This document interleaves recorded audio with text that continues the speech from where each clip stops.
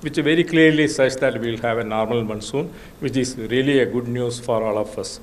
And this should really help our agriculture sector for better crop yield, and also will help our economic growth in this country.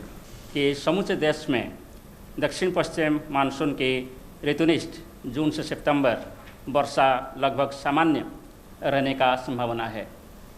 हम इसको सामान्य बोलते हैं जब rainfall long period average की 96% से 104% के बीच में होता है।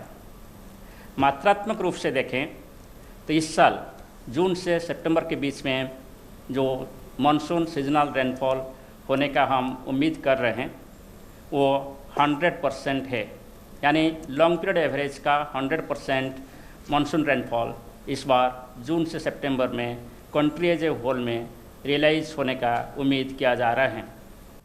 प्रशांत महासागर में जो एल नीनो या सदर्न ऑसिलेशन का स्थिति उत्पन्न होता है, इसको भारत मौसम विज्ञान विभाग लगातार मॉनिटरिंग करते हैं, क्योंकि ये जो एनसो या एल नीनो या लानिना कंडीशंस भारत का मौसम वर्षा के साथ बहुत प्रभावित होता है।